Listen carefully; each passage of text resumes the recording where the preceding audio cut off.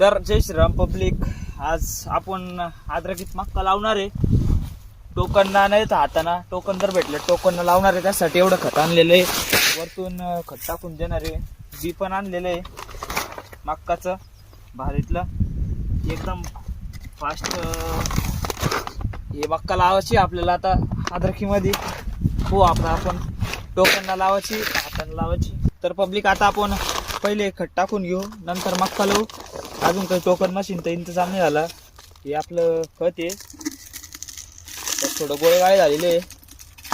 तर पब्लिक आपल्या 5-6 साऱ्या बाकी राहिल्या आणि खत संपून गेलं. आता खत आणावं लागतं, काय का नको. पुरं खत आपण पलीकडच्या सरायला टाकून दिलं. इकडच्या 8 साऱ्या बाकी आहे मोजल्या तर आता आपण चापण्याला आलते खताची गोणी घ्यायला. खताची गोणी घेऊन आपण वावराकडे चाललेलो आहे. तर पब्लिक आता आपण खताची गोणी घेऊन चाललेलो आहे वावरात. ती खताची गोणी या वापरत होतो मी. एकदाच टोकन यंत्र आलेलं आहे आपल्या वावरात सचिन काकाचं.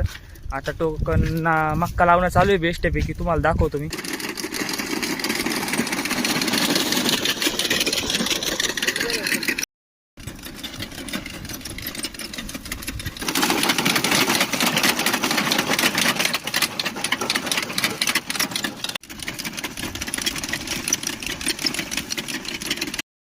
तर आता लगभग 2-4 साऱ्या बाकी आहे.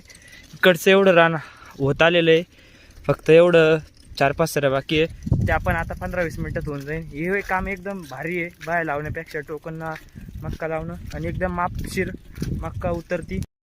तर फायनली आपलं काम झालेलं आहे, फक्त 1 सारी बाकी आहे. तर भेटू मग उद्याच्या व्हिडिओमध्ये.